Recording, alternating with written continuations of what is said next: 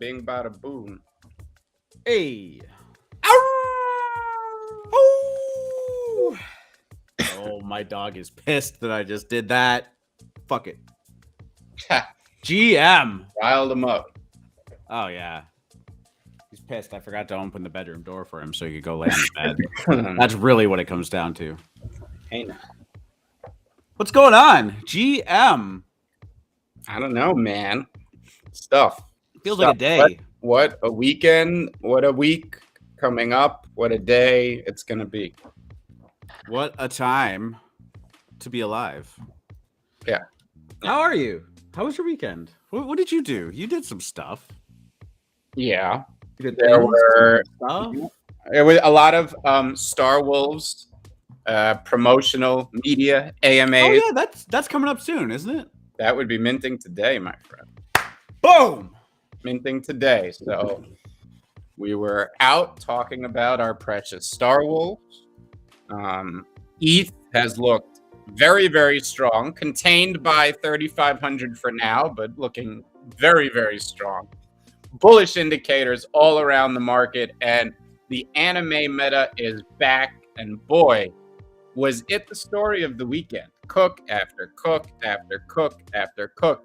And had you bought any of the Azuki derivatives from earlier in the year? Oh, don't call them derivatives, free market. No, when Azuki when Azuki had its first run, you saw a lot of things like Azuki MFers and 0x Azuki and all this stuff trying to capture that first crazy run that they went on from 1 to 17 ETH.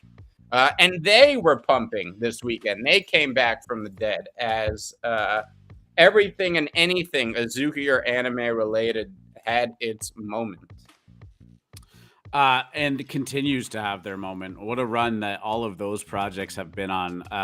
I just like, I want to say that I can't believe it, but at this point, I can. You know, I think it's everything that's been shown to us is that I don't even think we can call it an anime meta anymore. I think it's just one of the bigger. Can you even call it a niche in the market? You know what I mean? Like it's just. It feels like it's here to stay. Azuki and all of these other projects have kind of really like punched through that that meta status. And I mean, I could be wrong. It could be shorter lived. It's hard to see how all of these projects can continue the runs that they've been on. But I mean, they're really staking their claim right now.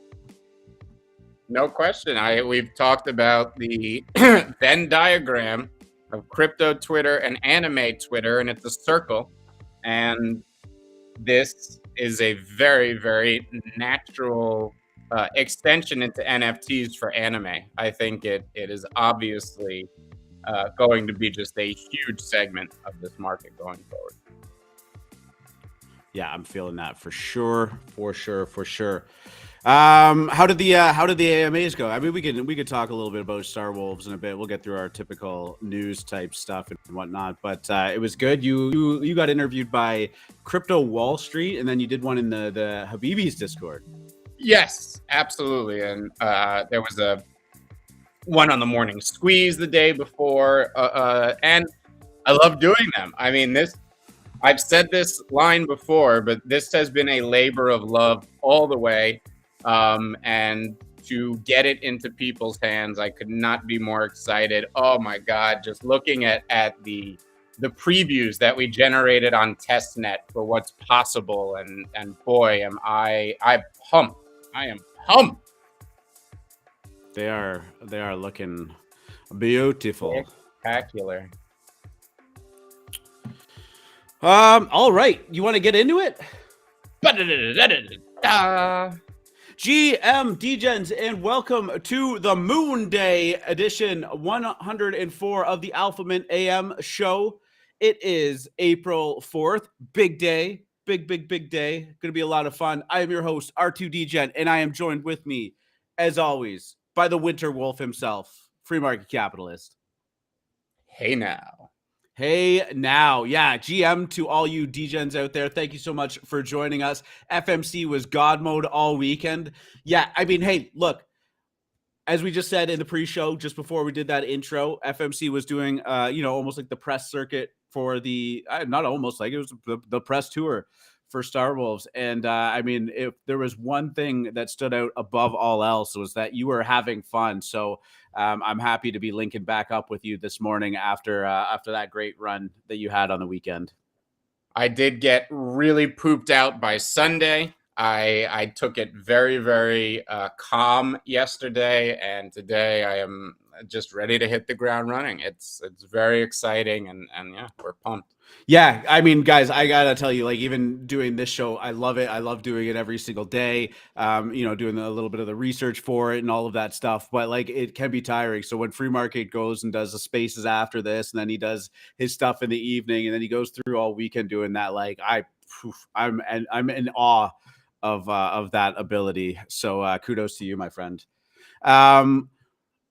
I don't want to say it was a slower weekend. We definitely got some volume back. News-wise, it might have been a little bit slower. Had a couple of tidbits kind of pop up that are definitely worth talking about. But volume seems to be back. ETH seems to be flowing around a little bit more freely. That might be the product of, bullish seasonality, might be the product of consolidating still within this range. It's great to be around 3,500, and I'll pull that chart up right now for ETH. But maybe it's a combination of everything, or maybe NFTs have just decided that it's time to come back. But we have seen some volume return, and that is very exciting. And who knows what the next week or month will hold if we can sustain this kind of volume. I think we're going to be looking A-OK, and we'll be back on track. Currently, right now, if I could find the button, there we go. Bitcoin sitting at 46,000. Actually, just took a little bit of a tumble since I've even had this pulled up. It was closer to 47 very recently. ETH sitting just below 3,500, 3,469. Nice. And also going on a big run right now is Dogecoin. It's up 5.5%. It was up closer to 10% earlier today on some Elon Musk news. We're going to get into that. But what are you seeing in the market? S&Ps after the weekend, how we doing there? And what are you seeing for crypto with the charts, the way that they're all drawing out right now? Well, the market certainly feels very bullish and is ready to explode, but we're being contained by 3,500 on ETH right now. One thing you are seeing and have seen all weekend is that NFTs are working. Okay, they may have paused and taken a dip as we broke above that 3,200 resistance, but as we paused and consolidated at 35, boy, did we see quite the move up in so many NFT floors this weekend. And I know it's a bit of a bifurcated market. There are a lot of collections that are still dormant and sleeping, but this is what we saw last time. And we also saw blue chips lead the smaller collections and the new mints, right? You saw on the last cycle, it was apes and it was cats and it were certain things getting off the ground.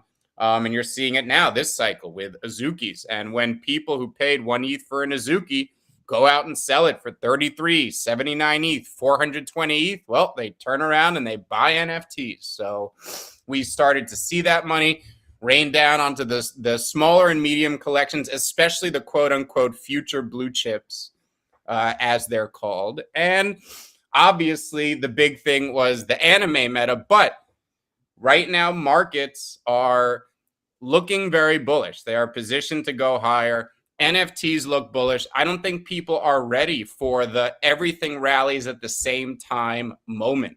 We may have a day or two or a few days of if ETH is really ripping, NFTs pause, but why are people buying ETH? I mean, let's be real. People are buying ETH to buy NFTs. They're not buying it to stake it in Yamcoin. I am over invested in Yamcoin, my friend. I actually don't even know it. Oh, shout out DeFi Summer 2019. A halcyon era of yield farms that we thought we could just, those 1,000,000% yields. Yeah. We thought last year. They did not. If I just get this yield for a mere 2 years, I should be a trillionaire. The math works out. The math checks out.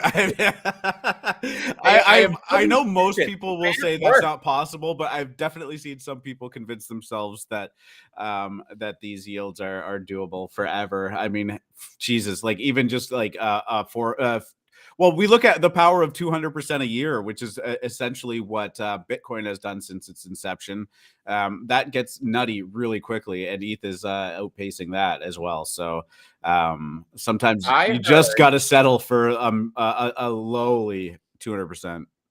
I heard quite the rumor yesterday that is uncorroborated. But if we're talking about markets and what its implications could be, it is that Apple Computers Incorporated has purchased $1.5 billion of Bitcoin.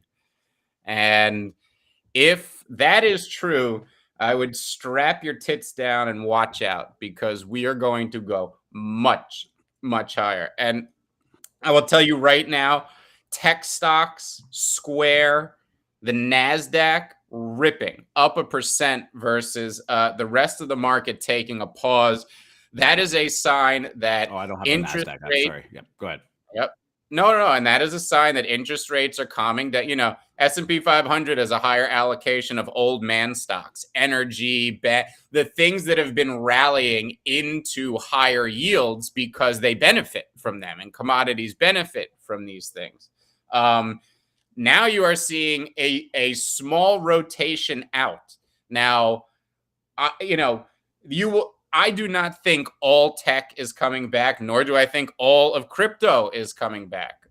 But we are certainly ready for the quality things and the quality names and the quality, Bitcoin and ETH, the two blue chips in our industry, look very, very bullish here. So, well, that's really that's exactly it. With NFTs, we're going to see it too. There are going to be projects where the market just kind of sheds the weight of them.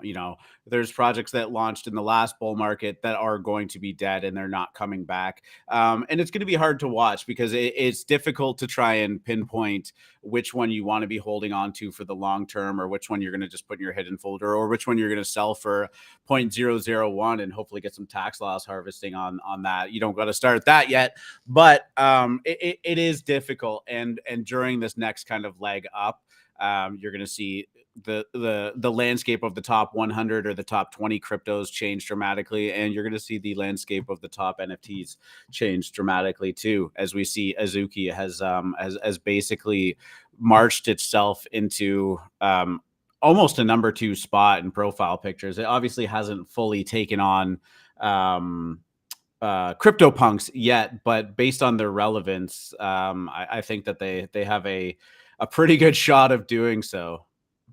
We'll see what Yuga Labs ends up doing with CryptoPunks as well, because that's going to be an important part of it. It's funny, so much has happened that I forget that Yuga Labs actually has the rights to CryptoPunks now too.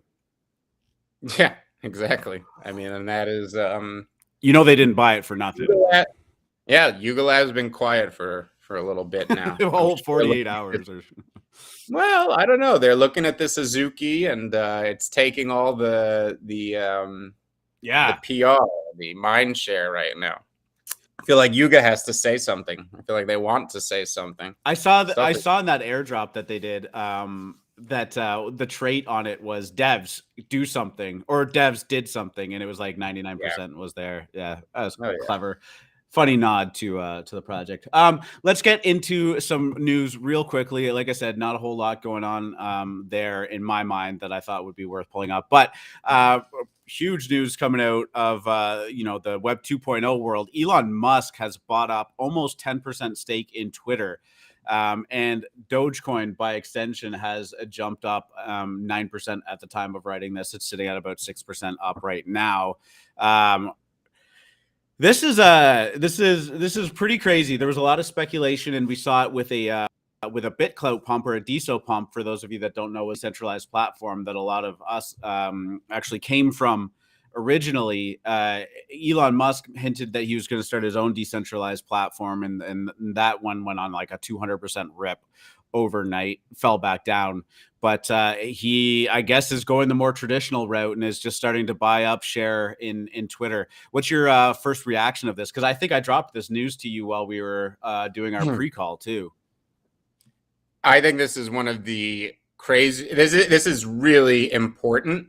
Elon Musk is becoming an activist investor in Twitter. This is what he's doing. He's building up a large enough position that he can affect change within the company. I think he understands how valuable a platform this is and what Twitter can be. Twitter is probably the most important communication tool in the world, and it is monetized and leveraged so poorly.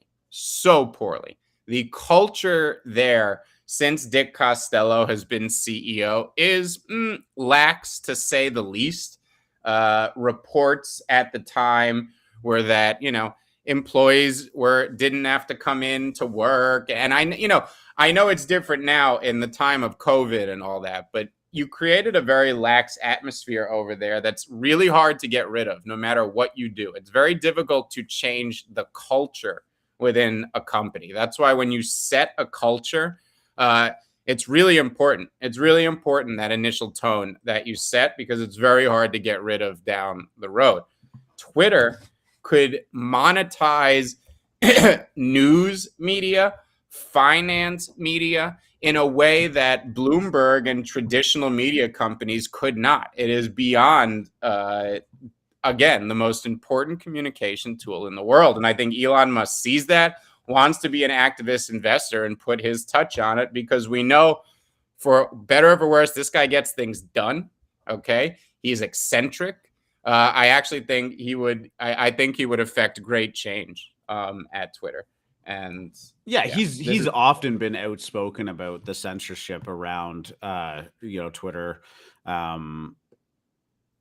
believing that a free, open democracy should allow for free speech, and that, there's too much platform deplatforming. Sorry. And then, of course, the narratives can be censored and swayed and skewed to however they want. According to the SEC filing, Musk bought 73.5 million shares of common stock, and this morning Twitter was up over 25%, sitting at about 20% up right now. So good little run for Twitter this morning. I'm sure that we're not going to see the end of this for Elon, and this is going to be something he's doing because he feels probably pretty passionately about. A 22% pop in Twitter is not to be ignored. The market is signaling that they really like this. They would like Elon to get in there and be an activist investor. And right now, with a 10% stake, he can be. So this is going to be very interesting to see how he now uses the leverage that he's bought, especially with what you said, that he was talking about decentralized social media. It would be a lot easier to take Twitter and decentralize it than to build a new decentralized social network from the ground up. Holy shit. If he could do that, I think that the effects would be absolutely profound. Well, in the same way that we often talk about, one of the biggest watershed moments in the NFT gaming space wouldn't be somebody from NFTs creating the next World of Warcraft, which I mean is 10 million daily active users, et cetera, and that would be amazing. But it would probably happen the other way around, right? A traditional company moving their existing IP and player base into it, such that all of these people who already have accounts, they're already signed up, they're already playing, now exist in a decentralized world. And that would happen ideally pretty seamlessly. And now all of a sudden you've just by virtue onboarded all of the player base in that. That could happen with Twitter too. I mean, Twitter is sticky because people build up their followings. They build up their let's call it their portfolio of tweets on there, and their pinned tweets and all of their engagement, and all of the friends and the DMs. And it's very difficult to get people to move platforms once you've gotten to that point, right? And shifting all of that in one foul swoop would be massive. got to believe that we're going to see some kind of Dogecoin action on Twitter too, which is not a bad thing. It's cheap, transactable, and fast as well. And we make that point a lot, but I also want to say that I guarantee we're going to have both. We're going to have both small teams that are not large known entities and that are crypto natives that are going to be some of the largest games in the world.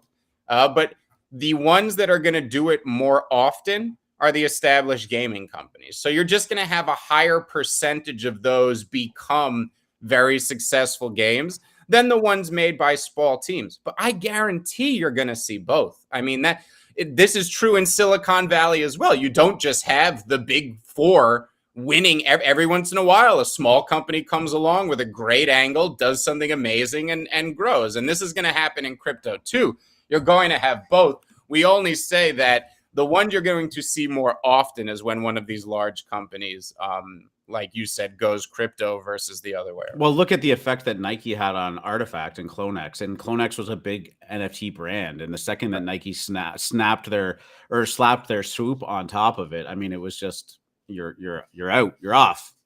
You've legitimized it to every Nike sneakerhead that's out there.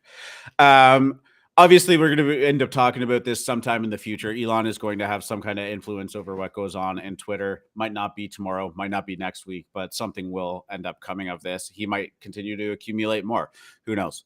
Other big news actually in the NFT space was Pudgy Penguins has been acquired.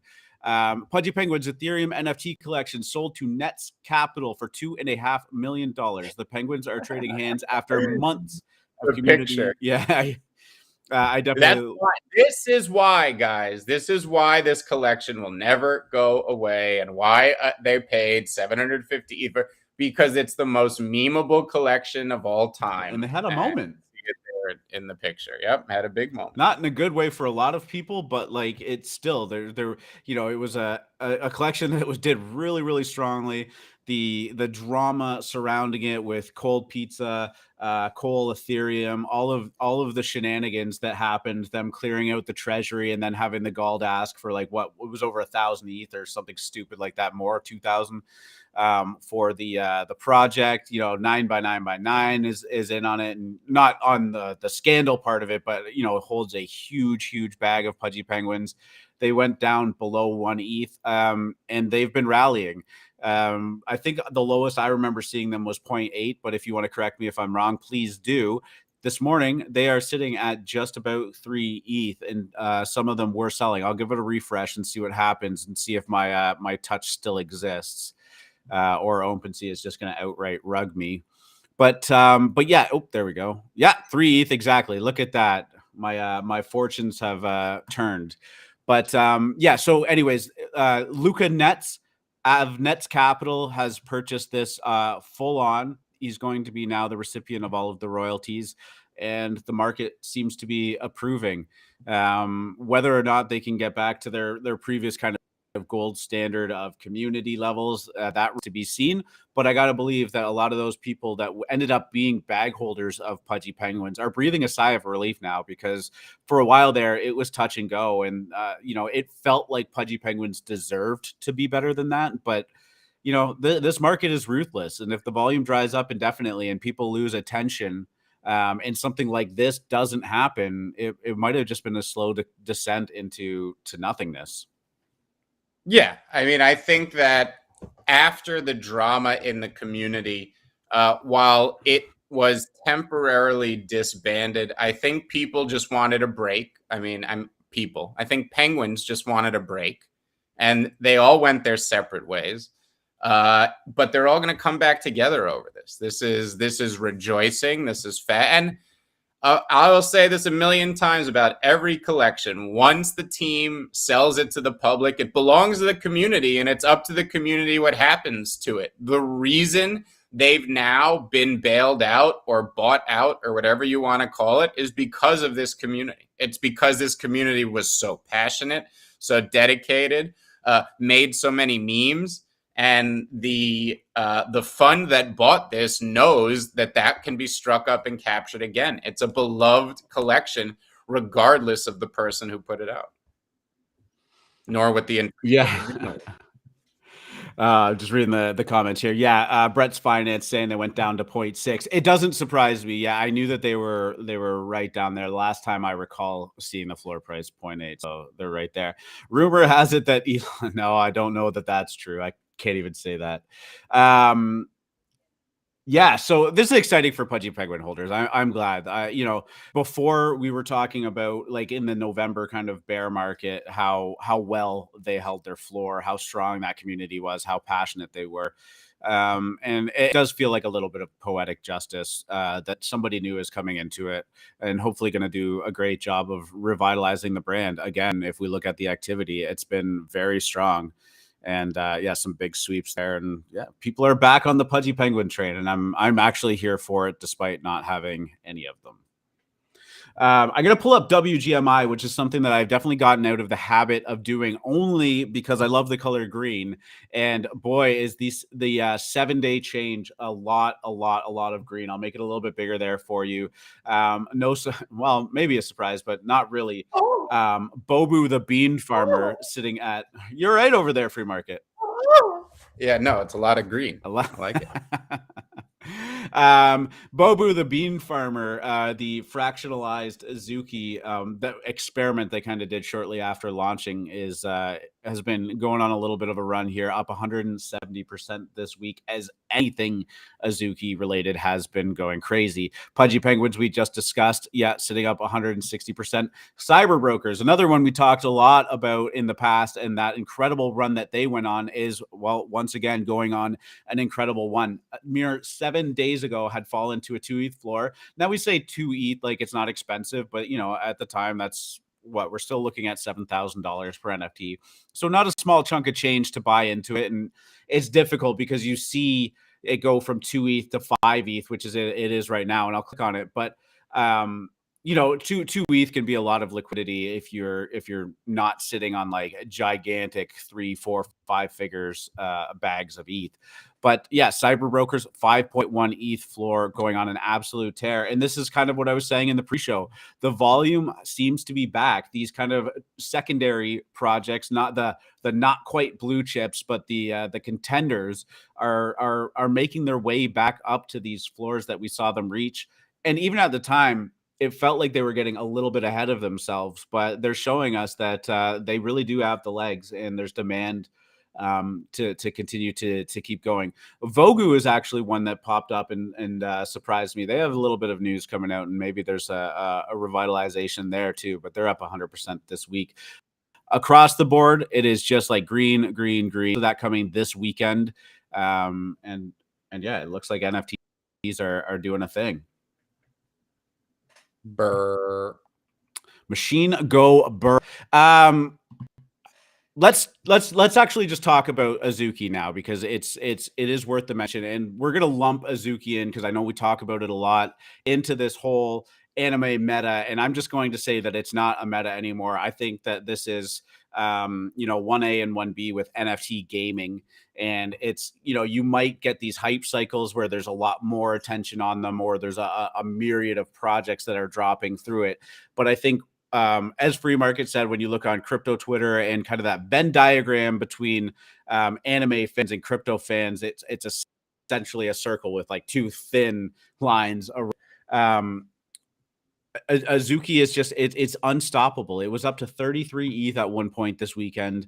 The Beans official, which was that crate that we talked about, and they pulled a risky but seemingly brilliant April Fool's thing where they showed the crate had crashed and it was just a pile of dirt.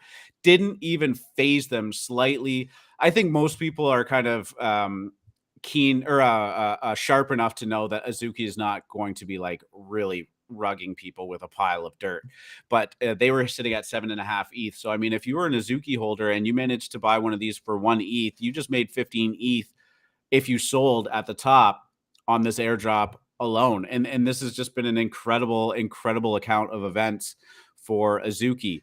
We're going to look at Murray, which was kind of led this revitalization of anime projects. I know there were a ton of AlphaMint members that were in on it, buying it because of House.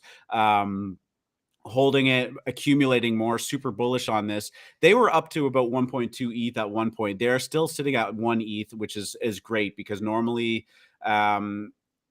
you find out in the weeks following the reveal what the project is really made of, and it really has held its legs. These are doing strong. We look at Kiwami, which was kind of the next up. We talked about how there are more colorful Azuki and Murray. These are sitting at a 1 ETH floor. Incredible. Akuma, pre-reveal, but looks, by all accounts, all of the sneak peeks that we've seen look really good, sitting at 1.2 ETH floor.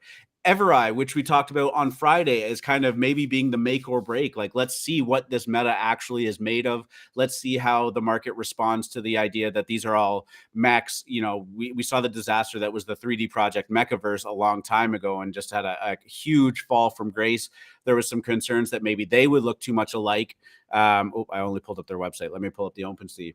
Evereye is just crushing it. And yeah.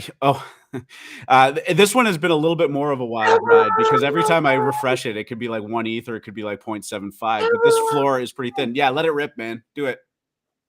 I did it. Oh, you did? I thought you were like, I thought you were winding up here. No. But these revealed, and I mean, the art quality of them is very good. Like, it kind of goes back to that older school anime style, the Gundam Wing, the look of it is really good. I don't think of all of the ones that I just mentioned, these are the best profile pictures, but people have been really enjoying them. And I do know that they have a little bit of a roadmap too. But what's your take on all of this? Is this just like programmed in that like good quality anime projects that have solid branding, a good team? And I'm not just saying like anyone can just pump out an anime derivative and put it on paper, and launch and have a 1 ETH floor. But, you know, looking through all of these, much as I'm not in the anime kind of scene, it's all good shit. What's been your take? You're out on Twitter Spaces, you're talking about all these projects. Inevitably, people bring them up. What's the word on the street? What are you feeling? Well, the word on the street is they're all FOMOing in and nobody knows what's going on. That we can't listen to the word on the street. What you're seeing right now, all of these projects except Azuki are going to fall to 0.1 and 0.2 over the next couple months. And it's not that they're bad projects, and it's not that some of them may not come back. Everything is pumping off Azuki's god tier level marketing that they did last week. All right. Azuki is hitting it out of the park, batting 1,000. We have not seen a team do anything like this since Bored Apes, and it took Bored Apes a lot longer. All right. The way that they announced their airdrop at their party, which was the highest profile party of LA. Again, this is god tier level shit. Shout out to Moon Overlord for that tweet, because I've been quoting it all weekend.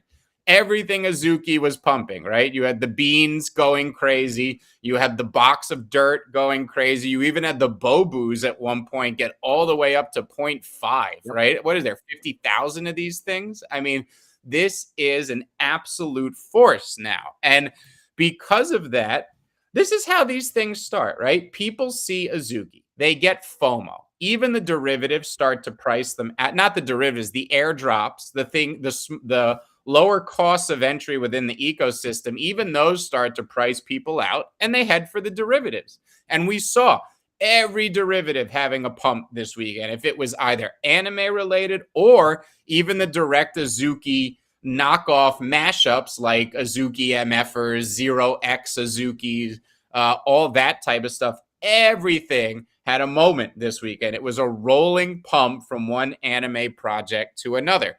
These things never last. And again, this is all FOMO off of Azuki. People FOMO that they don't own one. They have to buy something related. And people were buying all this stuff. And that's not even to say none of these other projects are going to be successful.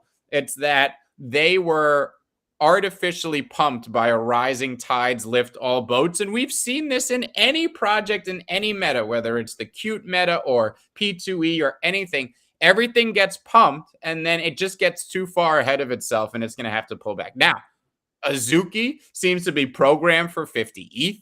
All the Azuki derivatives are going to all the. I keep calling them that. All the Azuki airdrops. Careful.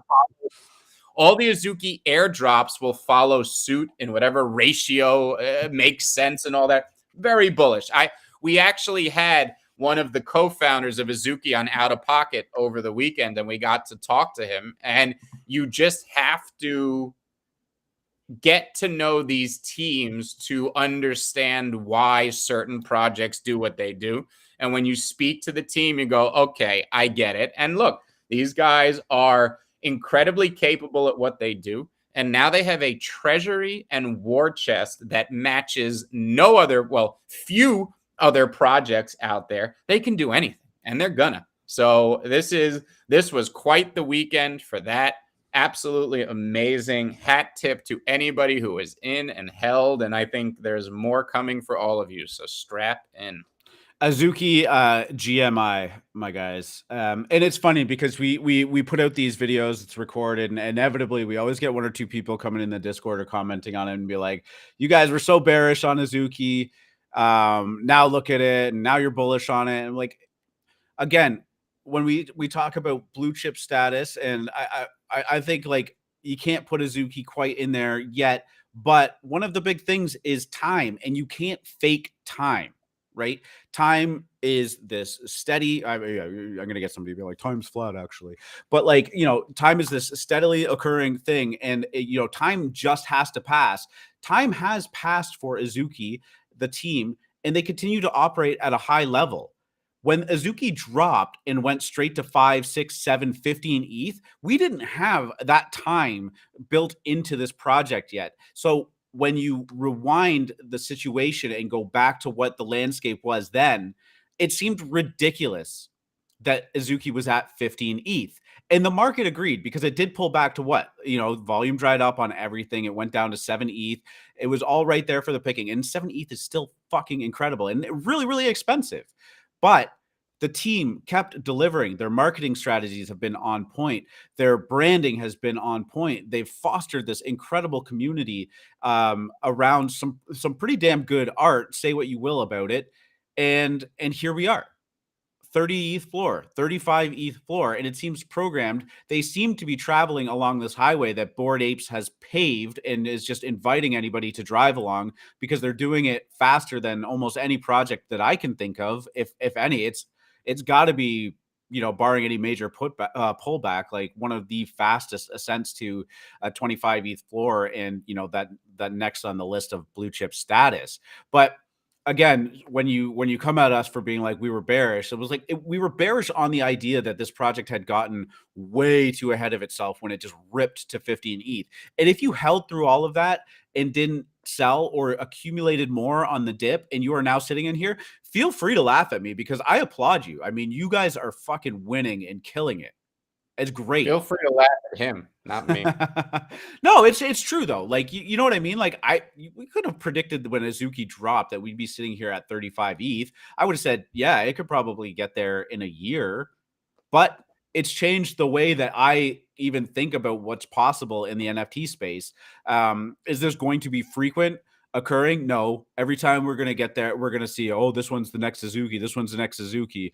We had a million people telling us Hape was the next blue chip and all of that stuff, but it was actually the next Mecca, right? It just keeps kind of slowly going down and down and down. There are going to be other projects like this, and but what? I have no clue. So it's been fun to watch. It's been amazing. I'm excited to see what they do with the beans. My question to you is, so far they really do seem to be following the Bored Ape playbook. You get this airdrop. Now the Bored Apes had a public mint where they airdropped or they gave everyone one mutant ape for the Bored Ape holders, and then did a public sale on the other 10,000. Azuki was more of just like, no, Azuki holders get 2 of them. But clearly it's another, again, yeah, I guess you can't call it a derivative project, but there's going to be something Azuki related coming out of this clearly. And then what, a coin? Is that the playbook that they're following here? Do you think that they need to vary it up, or do you think that they get that next in line kind of status where they can do it and it's just full steam ahead?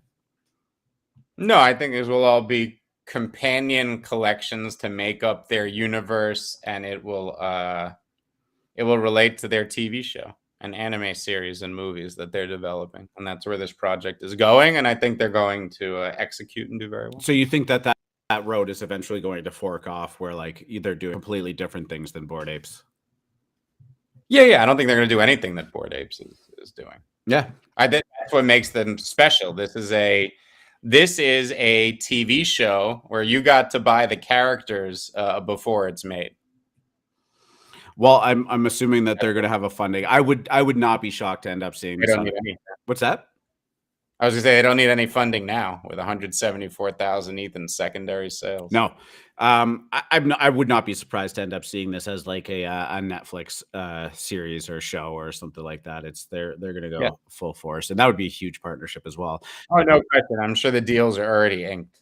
The one thing that I did notice on the Twitter, I'm sure a bunch of you did. Did you watch this little the teaser video that they had on here on Twitter?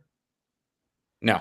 There's it won't show up on the show, and I'm kind of glad for that because it would get DMCA'd. But the beat of it is actually a Jay-Z's Hard Knock Life that they used for that. And a media company of this size has to treat those rights with respect. So I got to believe that there's got to be more to it than them just paying for the rights to use the song, because why would they pick that song versus any other just kind of like older school hip hop beats? So I don't know. What would you make of that? Like Azuki goes up and boom, Jay-Z beat on there. I would say that a 33 ETH floor is justified. There you go. Amazing. What other project that I wanted to bring up, and then we'll just talk a little bit about Star Wolves as we kind of wrap the show up. We got a busy day ahead of us, and I want to make sure that we're in there supporting and doing everything we can. Was Frenzies. This was a project that actually finally went through its mint. It was absolutely laughed out of the building for their 4.2 ETH Dutch auction that they later changed to 3.3 ETH. It is finally minted out. The 10 Genesis ones sold from anywhere between 150 ETH, which was Vincent Van Doe's first purchase of it, to 30 ETH for the rest of them. And the Dutch auction, the market continues to reject them, no matter how much hype or pseudo hype is around this project or any projects. This thing fell right down to, I think, 0.2 mint price. It was sitting there for a long time. A couple people pulled the trigger on the 3 ETH mint, and that's going to sting a little bit. But you could go around, you could dick around with the Frenzies creator, and it's weird because there's a limited amount of traits. So as you know, people use X amount of them, they get removed from the pool and whatnot. But I have such mixed feelings about NFTs that allow you to just kind of create your own. I think that you're really losing out on that like excitement of opening the Pokemon cards, right? Like, let's see what I got. But yeah, I mean, this was down to, I think, about 0.3 at one point, maybe even a little bit lower. It's going on a little bit of a run.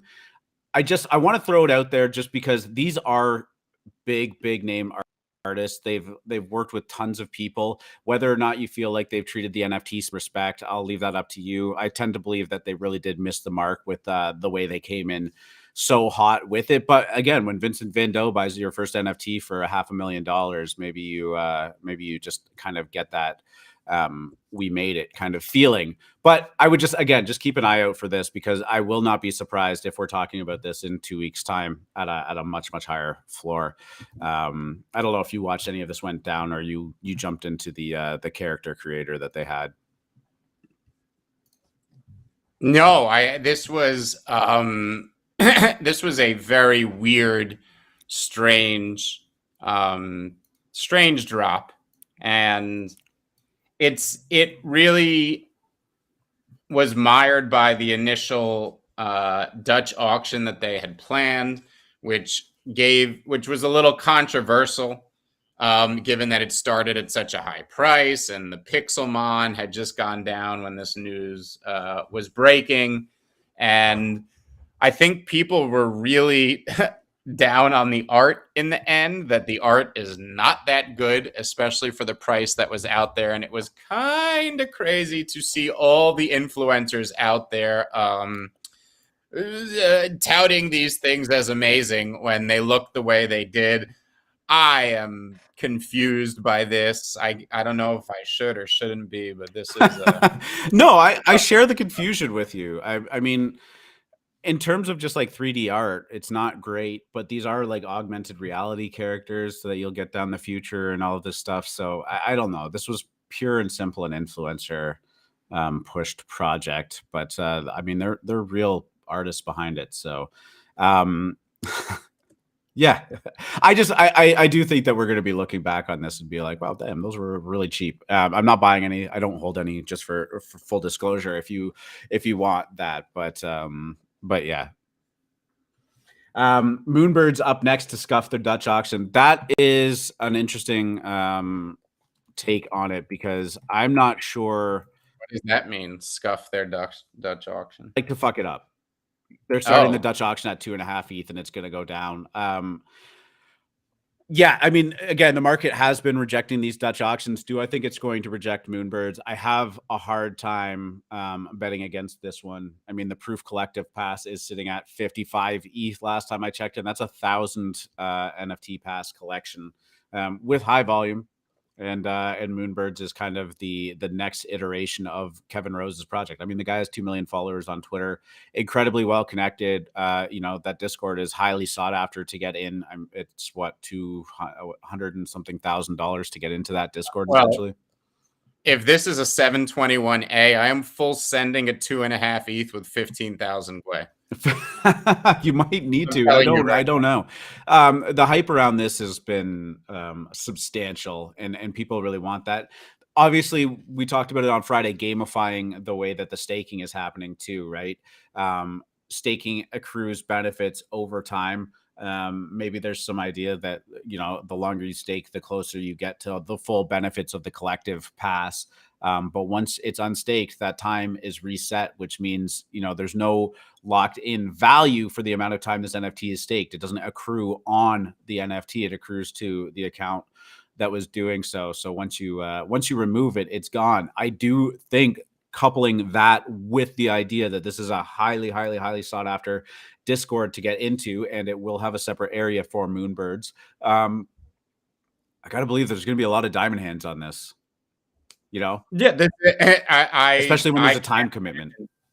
These are going to open at 7 or 8 ETH. Like I said, I would, especially, I'm just guessing this is going to be a very good contract on the 721 standard, and you're going to be able to push whatever way you want to get it through, and you should not be scared of it. Yes, Moonbirds to the moon. Full fucking send. These, Proof is not your typical alpha room. This is much more of a country club full of the most important NFT artists, VCs, and wealthy people in Web3. It is an absolute, the people in there don't need any money. They're not in there looking for tips or what's the next hot mint. They want to, figure out how to make $1 billion this year. And your ability to be in there and learn and network with those people is certainly worth the price of admission. This is not a Neo Tokyo, okay? This is the people in the Proof community are the most important in our industry. So these I think are going to do very well. I think that the Dutch auction is going to go off very swimmingly, and I think they're going to sell out instantly at 2.5 ETH. Yeah, I think the biggest differentiation is, and I very hesitantly might have thrown in Frenzies into that group, but not really, especially with they're kind of showing that they don't really get NFTs yet. This is a project that commands the hype and has the swag to pull off a Dutch auction like an Azuki, like a Clone X, like a Mutant Apes when they did their Dutch auction. Like they can do this, and very few get to say that they can. I don't think that this is going to be an issue for them. I haven't seen anybody really be, other than the 2.5 ETH starting price, which it's expensive. I haven't seen anybody be like, fucking angry that they're doing this. That's not even that expensive. And I don't even know any Dutch auctions that have quote unquote failed if there was a quality underlying product. I don't even get why people have it's mind-boggling to me. I think Dutch auctions are smart if you have the type of demand that a Clonex or a Moonbirds or an Azuki has. I think it's a great way to do it. Azuki left a lot of money on the table. Well, yeah, they did the Dutch auction. They just started it at 1 ETH. Yeah. Yeah, they could have. That's what I'm saying. They could have started at 3 ETH. The way that sold out instantly. And Moonbirds are leaving money on the table too. They're, again, they're doing it on purpose. They don't need this money. You think they would sell it at 5?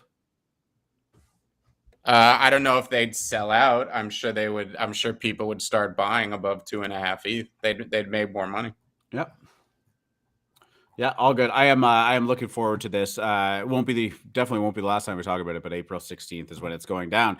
You can go on the site and you have they are giving away 3 spots on premint.xyz for people. And they're not spots. They're just going to give you the Moonbird. You just win. So this is like, it's easily, a free 7, 8 ETH, maybe even more on the open. So, get your entry into that. That'd be a nice pull. Yes, actually, speaking of premint, that the collective pass collector's pass went down as well. That was a pretty good one. Not like a cook or anything like that. I've activated mine and looking forward to seeing some of the benefits that end up coming with it. But it was a 0.25 mint and sitting at about 0.4 right now. So quite a bit of volume though. There was some excitement, lots of big sweeps going on there, and yeah. So I think premint again is going to continue to be a very important part of the NFT space. Their project, or the product that they're building, is incredibly valuable, especially as the market continues to scale. So, alrighty, let's do it. Where did my screen go? It's in front of you. Look over here. Right there. Yep, there you are. No, the restream thing. I'm gonna slap some music on and let's get it. Maybe R2, LOL. What do you mean? Yeah, I don't know what that was. You never know because there's a delay, of course, in the comments. And it's only 10 seconds, but it does throw it off a little bit. I also just had the screen minimized, which is why I was having a hard time following it. Guys, Star Wolves Day is upon us. Free market. What a trip. Oh, he's responding to a comment I made in the Discord, the Star Wolves Discord. I saw some very bullish stuff. Like shit, 6 months, 7 months, and we're here. Amazing.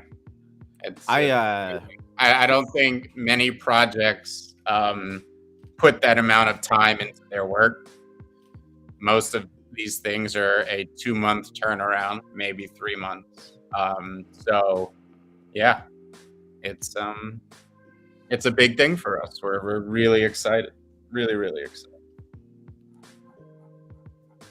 The friends and family in Genesis Mint is going down at noon, so we got an hour and a half left before that happens. We're spacing it out, guys. 12 hours each round. The Discord has been open for months and months and months. We've been building this for even longer than that. We've been growing. We've never taken it upon ourselves to act on a necessity of needing to catch a hype cycle or a specific meta. We could have probably launched and minted multiple times over the course of that, but it was all about getting it ready, putting out these Genesis that we're incredibly proud of. And it really is so flattering seeing people rock those like hard. And then the Twitter trains that have been going on, like it's amazing. But it wasn't about just pumping something out. It was about making sure that we did this project on our terms and how we wanted to. Charlie and NVO and Scott and yourself and me, like we're so in on NFTs. This is our livelihood. This is our Cass, I'll shoot you a link. Shoot me a DM so it pops up to the top there. you know, this has been our livelihoods and our passion, and something that we believe is going to continue to grow in importance and size in the future. And you know, we wanted to build something that would have the test of, you know, hopefully, ideally, pass the test of time. So in the grand scheme of things, working on something for 5-6 months really isn't that long. But I'm incredibly proud to be up here with you every day, knowing that, you know, all of this has happened together. Charlie is just an absolute force of nature when it comes to art and building and growing, and just kind of like listening to the community, listening to the team members, all of that stuff. NVO is just like a master with words. I don't even understand. That guy coalesces the fuck out of everything. And of course, you, P2E expert, you know, your breadth of knowledge in the NFT space is really second to none, honestly. And it's kind of funny. We host this show together, but I feel like I learn as much as the audience does from you on a daily basis. And then, of course, you know, Scott, he's like learned so much from that guy too. He gets the dynamics of NFTs. He understands the mentality behind it, the networking, all of that stuff. Ape Season, just a brilliant dev, created all of those games in Discord, built all of that. Security's locked down tight. I mean, it's been an incredible experience all the way through. Just been slapping some pixels down, man. Loving it. So let's do a little bit of a recap now that I've got the sappy shit out of the way. You talked to Crypto Wall Street on Twitter Spaces. You talked to the community manager, I think, of Habibi's. Yes. You did some other spaces as well, but those were like pretty in-depth AMAs. They were coming at you. They were trying to get some redacted information out of you, which you slapped down with by saying the word redacted. All in all, it was great. I enjoyed listening to it. What was one of like the really common themes that these guys were trying to get at when they were asking you about stuff? What was the underlying you know, feeling you got, maybe kind of decompressing after talking to them? Well, I think that they wanted to, you know, we've done things differently than most other projects.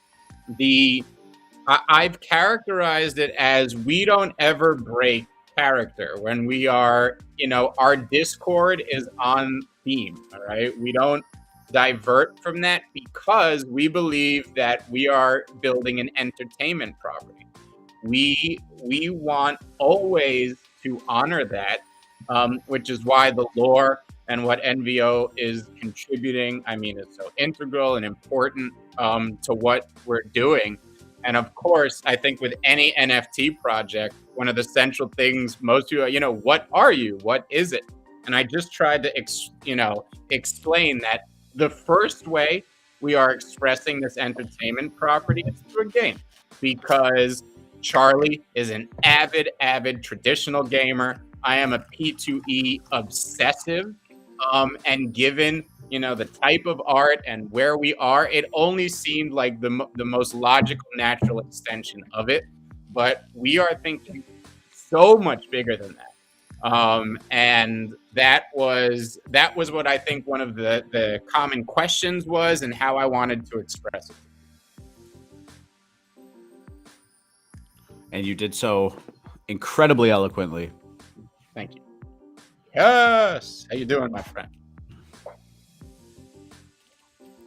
It's Christmas morning, Cass. Wake up.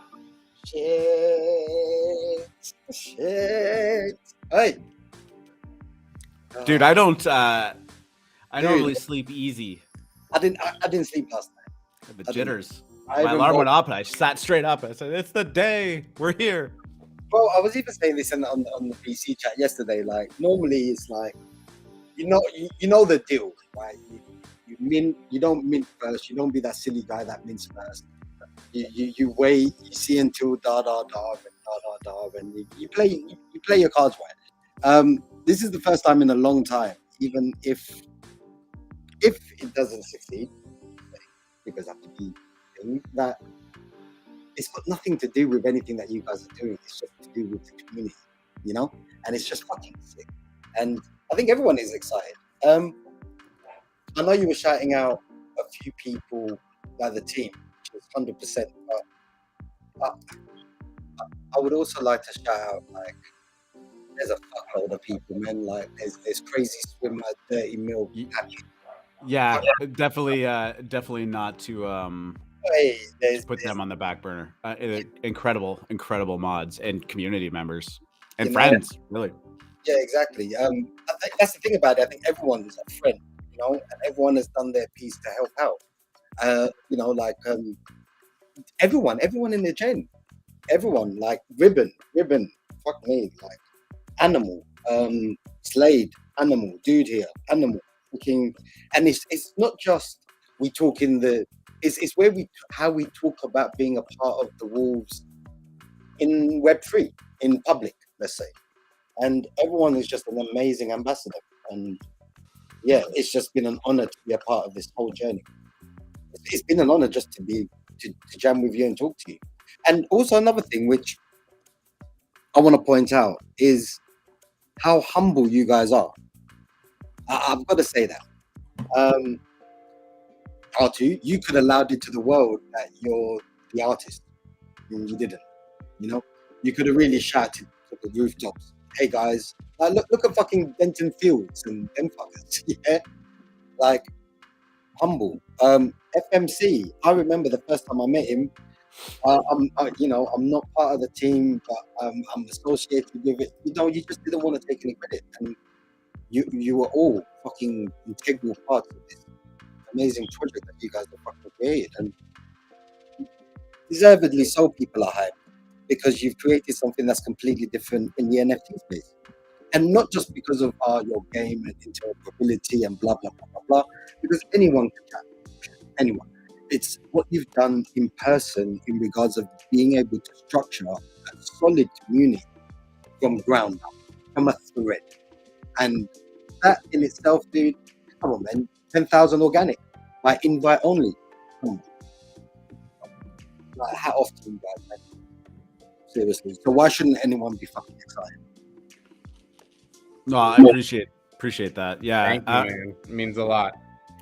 I mean, even just from like in a traditional social media background, like, and I wasn't like good at it. It was just, dabbling and messing around with it and seeing like how communities or followers grown and whatnot. It was like when you truly do build through like organic measures, just making people excited about something, or even if it's memes, right? Like it's funny, people want to share it, people want to tell other people about it, or if it's just seriously cool, like all of that stuff.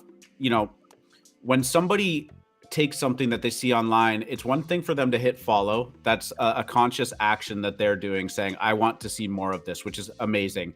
And getting people to do that on their own accord, rather than, saying, make sure that you're following this for access to that, like blah, blah, blah, blah, blah. And those work too. They have their place. Don't get me wrong. But when somebody like makes the choice to like hit that follow button, they're signaling, like, I want to see more of this. And that's great. When you take it a next step, when you talk about retweeting, or you talk about, maybe DMing it to a friend, being like, you got to check this out. They are now taking their own brand and associating with it, because they are signifying to their followers who, for some people have worked hard to build up, or taken a lot of time to build up. And, they do take it seriously. Everything that you put online is an extension of your brand. So when you retweet something, you are showing it to everybody else that trusts your judgment or enjoys what you're showing them to reciprocate too. And that's very powerful, right? Like that is a very, very powerful thing. And if you can let something like that kind of grow and fester organically, I mean, you get real fans of something. Yeah, you get strength. You get strength in depth, 100%. Another thing I wanted to say, just probably elaborating a little bit more, is talking about growth. Is the growth of you guys? Like, I remember you two fucking about on the Discord, and getting something started. Yeah. Now to see you guys from there, Many years ago, it feels like it, man. It feels like it. But seeing you guys go from that to FMC fucking pulling a house down in fucking Habibis. which he did. Which he did. Yeah, he did. He pulled the fucking house down in Habibis. People in Habibis were saying that's the best AMA they have ever heard ever. Woo! The interaction and the fun of it was better than anything else. That most NFT founders and owners are boring pieces of shit that can't even speak. He ticked all the boxes, and he ticked it with style and class. And fuck me, man. Like, you done well, man. Like, you done fucking well, and literally all your assets that you hold, and you've got a lot of, you managed to kind of accumulate it all in one freaking hit, and you fucking smashed it out of the park. And it was an honor to be a part of it. So I'd like to thank you. Thank you, Appreciate that, It man. means a lot. Yalla, baby. Hey, are you going to be buying something? I'm going to buy me a baby. Yeah, they asked me about that. They're thinking that you're going to sweep the floor. No, that was their suggestion. It's funny how that escalated to that Funny. level. You know what? The funniest thing is when FMC was talking, yeah, they were hovering around the 0.7 mark. I looked at it today. I think they're near enough 0.9, 0.95. So, yeah. They're ramping everything. I mean, MFers just got to 4.1. They are absolutely flying right now. And NFTs, they are flying. I'm so excited for people to see that ETH and NFTs can rally at the same time, because they just don't believe it. The funniest thing is, though, if you can recall right, before the dip in February, we did kind of call something like this was going to happen. Yep. Yes. Yeah, we did. Because we said it was going to dip on the second week, and it will probably be in its lows, but then come out towards April. I mean, it's broadcast. It's called seasonality. And Exactly. every time people say NFTs are dead, they're going to zero, they're never coming back, PFPs were a bubble, Gen Art, whatever. It's the same thing every year. And if you know what's happening, you could stand outside the echo chamber and profit off of the lemming. Say that last bit again, dear sir. I'm saying you can stand outside of the echo chamber and profit on what's going on, because you're not, you understand that there are greater cycles at play most of the time. So same thing in NFTs as traditional markets, and things look pretty bullish. And bullish season. We like it. It's more perfect timing for Star Wars. Here we go. What have you guys got planned over the next couple of days? Over the next couple days, It's well, I always mean, good to know. the minting is going to be a good 36 plus hours. So obviously going to be keeping tabs on that, helping people in the Discord. We'll continue doing this. Free Market's got his spaces. That's actually coming up really soon. They're trying out a different time there, so we'll wrap this up pretty shortly. But yeah, man, it's just it's continuing to work on what's next, right? Making sure that everybody that's in there is being taken care of, treated with respect, not being left behind. If there's any issues that we can rectify for We're them. not going on vacation to Mexico. If that's No, as great as that sounds, not right. not As nice as it would be, we are going to continue working. We are not taking any time off. We have deadlines to meet. I would also like to say, I know you're going to be cutting it soon and everything else, but from an outside person looking in, I would also like to say, from a personal note, thank you. Thank you for allowing a community to really, truthfully have a bunch of founders who can really do shit properly. Just wanted to say that. Our pleasure, and thank you. Thank you, guys. Looking very, very forward to going through this with you all and you, Cass, who have been here since the very beginning, right? So. No, not really, but thank you. No. There was other people before me, and they should take more credit. But hey, Artie, got a question. Yep. Any news on them partnerships? You're putting the gears on me last night. I told you. I don't know if you've noticed this. I'm a vault, baby. I don't know if you've noticed this or not, but when Artie doesn't want to say something, he literally doesn't say anything. He just keeps quiet. Poker. The man played poker for a lot of years. He knows what he's doing. Hey, you play poker? Seriously? Me? Yeah. You play chess? Oh, yeah. I play chess. Yeah, I'm not very good at it. Free market. Are you good at chess? I know how to play it. I'm terrible at it. Oh, okay. Yeah, I don't know. Chess is 100% math, right? There's literally a perfect mathematical move for every situation. There's a lot more art in poker. You don't need to have the best hand to win. Whereas in chess, you need to make the precise mathematical correct move.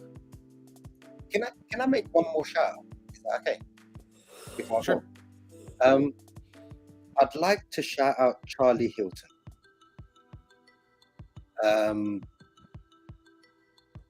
What people don't really understand about a project is it's all good to have a team, but there's a spine in that team where they seem to be the driving force that lives, eats, and breathes this shit. And I feel he's that person. Because you can see it. You can see it in the Discord. You can see it in his passion, determination, his specificness of what he wants. The guy's a real when you guys said artist, when you guys, well as founder. Yeah, no. When you guys said he was an animal, it's not just the artist side of it. There's also leadership skills and coming up with ideas. And I know as there's in my eyes, all of you are founders. Yeah, in my eyes, because it doesn't take one; it takes a team. Yeah, but I would like to say a shout out to him because he's one of the most genuine and upfront people you'll probably ever meet. But he's just got a heart of gold, and his graft and work ethic is fucking sick. And I always appreciate it. So, yeah. Charlie is the GOAT. You're all goats. Do like some kind of like Star Wolves hand thing. Oh, can't do it. I don't know. Heart. And I really hope this mint shows your hard work. I hope this whole project and this whole launch shows your hard work. And yeah, when party, man. Like, let's be real now. When party. I'm like, I could have sorted that shit last night, and everyone was telling me no. So like, we gotta get this thing. We gotta get this thing there to the next step and the next level, and then it'll be time to have a drink. You sound like Jurgen Klopp. The what? You sound like Jurgen Klopp. Yes, we're just gonna focus on the next game. I'm doing the sports day where like, yeah, everyone showed up, did 100%. The team was no, honestly, like it's, oh man, I've been jittery. I've been on edge. I don't feel like this very often. Oh, so It's a good thing, but it's it's a really just 6 months, 7 months, 8 months culminating into these next 36 hours. I think another thing to look at it, and I was just thinking about this as well, like on an FMC part, because I remember him talking in an AMA in regards of being a childhood thing, being something he's always been fascinated with, coming up with an idea of health. And how do you feel seeing all of this pan out with real people now? Like an image or thought was in your mind and now is kind of around the corner for being executed. Sorry, can you say that again? So, like, for FMC, for example, it's been a bit of a lifelong thing with the whole Wolf aspect. And just seeing a project kind of come to fruition, the way it successfully has, just wondered how he feels about it. How does it make him feel? It's amazing. It's amazing. One of my grandmothers was very into wolf conservation, so I guess that's what started me on the path, because at the time in the Pacific Northwest, the numbers were dying, and there were certain people that got together and tried to save them. And I would watch so many videos about wolves, and then I was obsessed with Three Little Pigs and the big bad wolf from the Three Little Pigs. And I don't know, wolves were just this constant theme for me. So yeah, this is really just a dream coming to fruition, and I couldn't be happier. Well, on that note, I will see you guys around. Yes, you will. We will see you in the pack, baby. Thank you. Thanks, Cass. Appreciate you coming up here. Later, bud. All right. I'm just going to say one thing. Arsby's asking what's the reason behind the 36-hour mint not letting everybody just mint at the same time. There were some like contract considerations surrounding, security about getting through one list and then the other one. That was one of the big ones. And our one of our back end devs doing the contract is one of the best in the business, so we trust his expertise when it comes down to stuff like that, right? Making sure that all of the boxes are checked and all that stuff. So, free market. You want to add anything before we wrap this up? MFers are gonna flip Azukis. Yeah, they're on a run too. Yeah, didn't even talk about them. What are they? 4 ETH now. 4.1, probably 4.2 now, just for the meme. There's always a big wall at 4.2069, so we're gonna have to chop through that wall again. All right, guys. For those of you that tuned in late, as always, it's going to be recorded. We talked about the markets kind of having a nice rebound over the weekend and are holding steady. And in that consolidation phase, we have seen some real volume re-enter the NFT market. Very exciting stuff. Elon Musk bought 10% of Twitter. That's quite the conversation as to where that could go. Pudgy Penguins got bought for 750 ETH, and they are on a tear right now on that good news.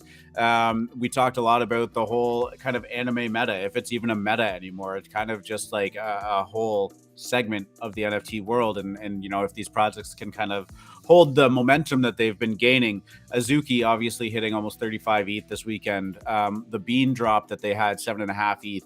Murray, Everai, Kiwami, Akuma, etc., killing it. We talked a little bit about frenzies. We talked a little bit about moonbirds again, and then of course today's the day. It's Star Wolves midday. It's a slow process. We have done nothing irrationally fast since we've started, and the mint is following suit with that. But very, very excited to see it all go down and see what people end up with. It's an exciting time. Free market. Love you, dude. See you on the other side. Get us out of here. Good luck at the table, Star Wolves.